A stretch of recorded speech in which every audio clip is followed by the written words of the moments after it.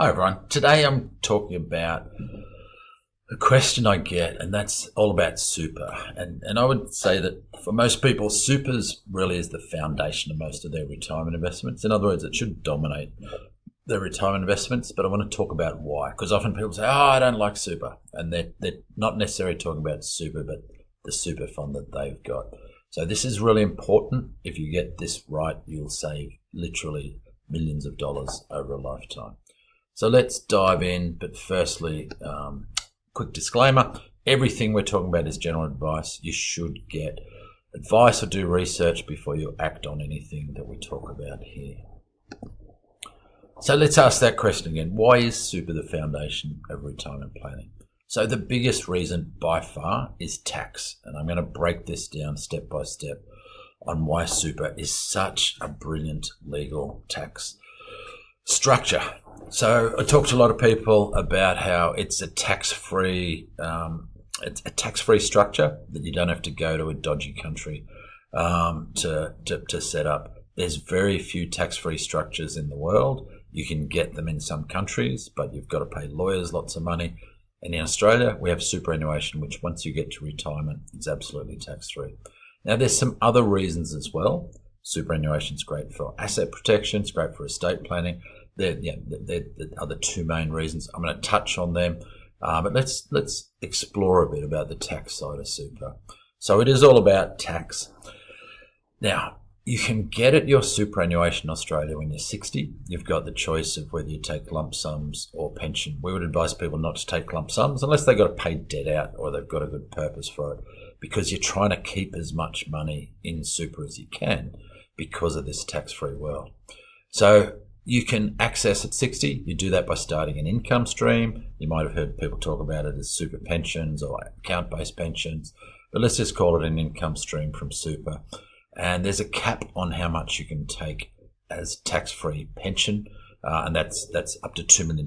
That started at about $1.7 million back in, I'm going to say about 2017. I might have that slightly wrong. It's amazing. It's been for 8 years. So that's been indexed, so it's up to $2 million. Right now, so effective for this next financial year. So $2 million tax free is amazing. If you're a couple, then you get each of you has that $2 million. So imagine if you did get to $4 million in super as a couple, you can pull out income out of that, and you can easily generate $200,000 out of that tax free. So it's 100% tax free until you die. Now there is tax treatment on super when you die. It's complex. I'm only going to touch on it briefly in today's podcast. Let's just say when you put money in, if you put your own money into super and you don't take a deduction, that money is also tax free when you withdraw it and when you die.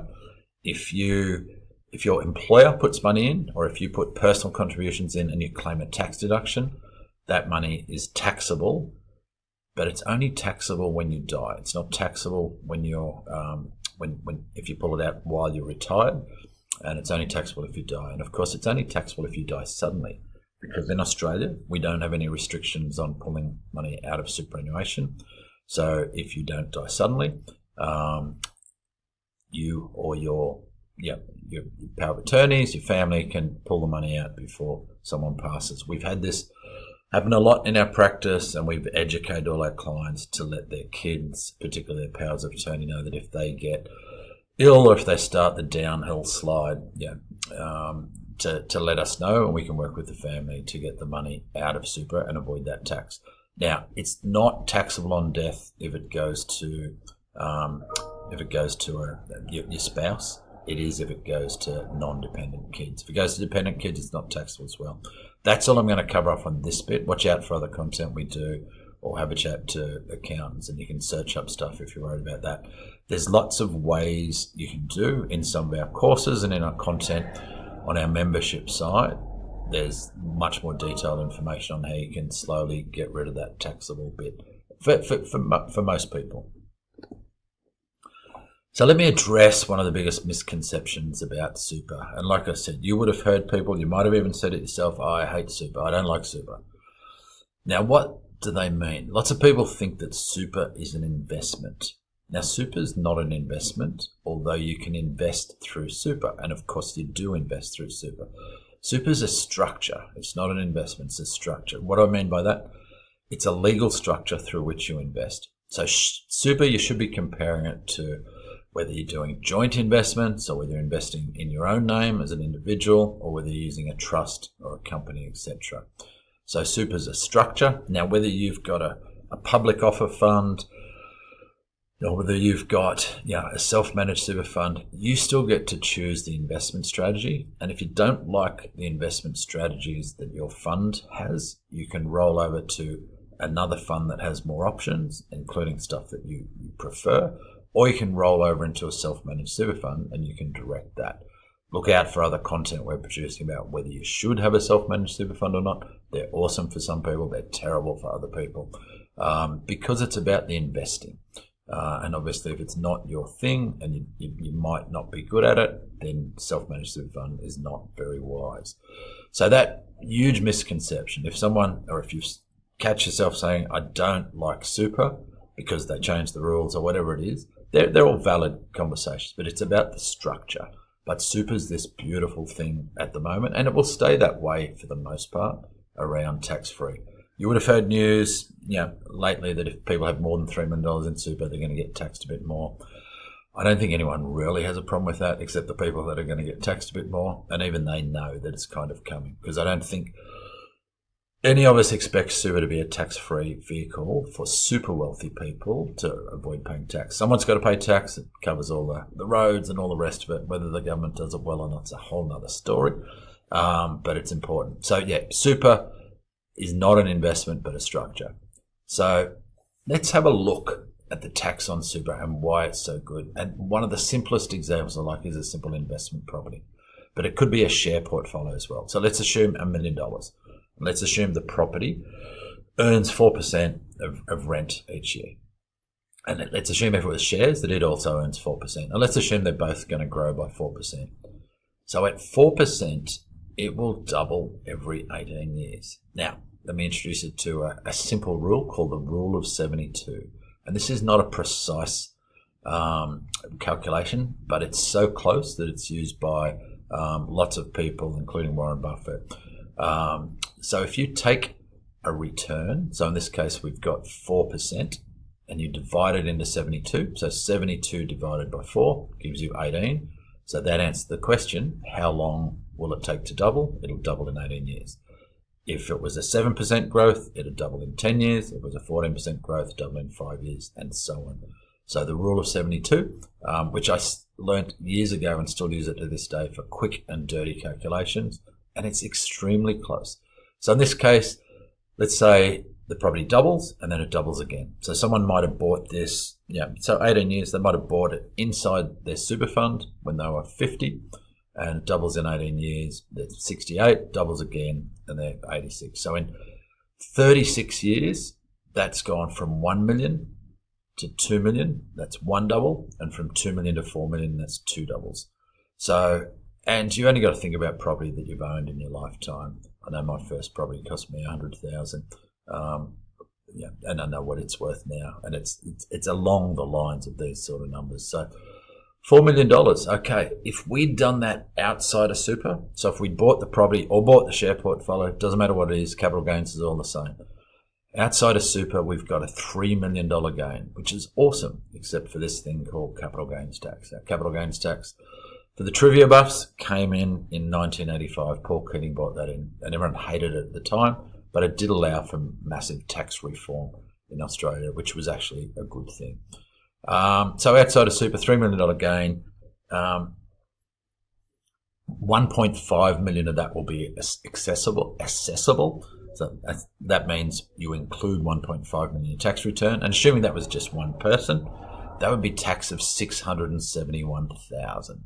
Ouch. And you might say, I'm happy to pay that, I've made the money. But let's now look at if that property or those shares were in super. And obviously, if it's property, it would have to be a self-managed super fund. The shares could be in any type of super fund. Same thing, same double. So we've got a $3 million gain inside super, absolutely zero tax. no tax at all. So outside super, 671,000. Inside super, no tax whatsoever. Massive difference. So that is why super is such tax friendly. But that's just the capital gain. Let's look at the income that we're getting and the income that the fund earns. So let's assume someone has a $1.5 million super balance and that fund is earning $75,000 a year. Now we're going to compare inside and outside super. So let's just say they had the same investment outside of super as inside of super and it's producing $75,000 a year. Outside of super, that $75,000 would be taxed at $15,000. So just using the marginal tax rates, $75,000 including income, $15,000 tax. Inside super, no tax whatsoever. Now, there's no tax when you pull it out as a pension, assuming you're over age 60 and you've retired, and there's no tax inside your super on the earnings of it as well. So, because super earnings, if we compare the tax, super falls into two categories. So the names that they use for it is accumulation and pension. So accumulation is just where you're still building your super before you retire. While you're building your super before you retire, it's in that accumulation phase. And any income that your investments inside super earn are taxed at 15%. Any capital gains are taxed at 10%.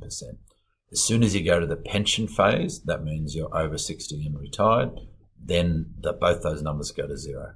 But even the 15% and the 10% is pretty good, because if we look, and you'll see there I've thrown the tax rates up on the screen for those of you that are watching this, but I'll walk through them. In Australia, we pay no tax on the first $18,200 that we earn.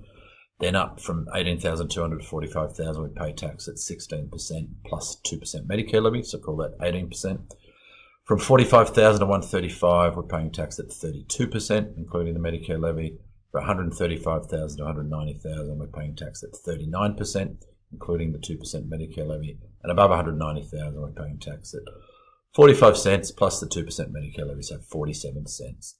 So a massive difference. And obviously, the bigger your assets, the more of the benefit of having the money in super. The less you earn. If someone only had $200,000 in super, and $200,000 might only produce $10,000 of taxable income a year, they don't actually need superannuation to get zero income tax. But the capital gains tax would still apply. So that $200,000 asset, if it did grow, would be subject to capital gains. Probably wouldn't be much. But you can see zero tax on the capital gains in retirement and income, and 15% on the income in accumulation phase, 10% in capital gains. So that's why, the biggest reason, as I said, for people to focus on superannuation for their retirement planning. And I'll talk about how you can do that in a minute. So the other reasons, and I'll touch on briefly, asset protection. So superannuation up to those limits that we talked about earlier are protected from creditors. So if you went bankrupt because of a business failure or whatever it was, the bankruptcy trustee cannot touch your superannuation. If you pull money out of super, that then comes into the potential world there, but while it's in super, it's protected. So for people building businesses, superannuation is a great way to build wealth that's not related to the business and that can't be attacked. If you own a home and you've got a mortgage and don't pay the mortgage and the bank sends you bankrupt, they'll sell your house, they can't touch your super. So as a protection for super, and that applies to whether you're self-managed super fund or public office super fund. Estate planning, superannuation is not covered directly by your will, but in every super fund you can direct the trustees exactly what you want to do to that. You can only leave your super to your kids or any dependents, your spouse or your estate, and that means through your will. But superannuation can sometimes provide a means of avoiding the will. So if a will might be challenged, if you're part of a blended family or there's potential disputes, having money in superannuation, particularly self-managed super fund with binding death nominations, can be a way to avoid or minimise those challenges. So let's just talk about what the strategy implications are for retirement. I'm going to take the typical person in our audience who are in their 50s, early 60s, retiring in the next 5 to 10 years. What should they be thinking about?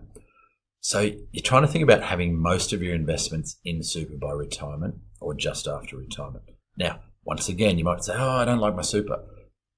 You're not, and it's not about the super, it's about the investment. So number one, before you do this, is to make sure you've got a really good investment strategy for your superannuation. So you don't want to put it from a good investment that you're comfortable with into superannuation that you're not happy with. So sort your super out. First, lots of information and content from us on how to do that, or see your people if you've got people.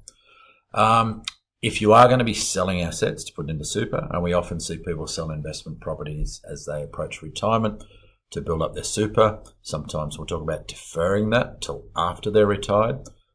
Capital gains tax is added to your assessable income. So if you're already earning 190,000 and you make a capital gain, you're losing 47% of it, as we talked about. Whereas if you wait until you retire, you've at least got some of the tax-free amounts there. There's all sorts of other tax ways, including catch-up contributions if you're eligible to reduce capital gains. But just make sure, what I'm saying today is make sure you take into account capital gains as you look to transfer assets in. Great way to build super. Once you've paid off a house, start taking the repayments that you were paying off the mortgage, put it into super. And obviously, lots of people in this age bracket, 50s and 60s, are often into the time where they might receive inheritances. They might be large, they might be small, but once again, that's going to be put into super. If that makes you go, but I don't like my super, back to where we started. Find superannuation that will have a good investment strategy for you. We can help you with that. Just check out our content there. And literally, as I said, for that market, once you're in that home stretch, you can really focus for any new investments going into super. When you're 30, when you're 40, super seems a long way away till you can touch it. So there tends to be a tendency to invest outside of super so that you've got access to it. Once you hit 50, you're getting closer to that magical age of 60, for super purposes at least anyway. So yeah, you can start to push it in there. So they're the big picture planning strategy options. Once again, if I put all this in context, I always revert back to my number one belief that the best decisions are made as part of a real plan. A real plan has those 5 steps, a clear picture of where you are now, some retirement goals that are meaningful to you, and then the strategy. We've been talking about strategy today, of super, etc. So before you make decisions on that, it's highly advisable to develop a plan. There's a few ways you can do that. You can do that yourself if you're capable. You can learn how to do it if you want to put the time in, or you can go and see an advisor if you can find a good one. We can help you with all 3 of those options. Getting important stuff framework.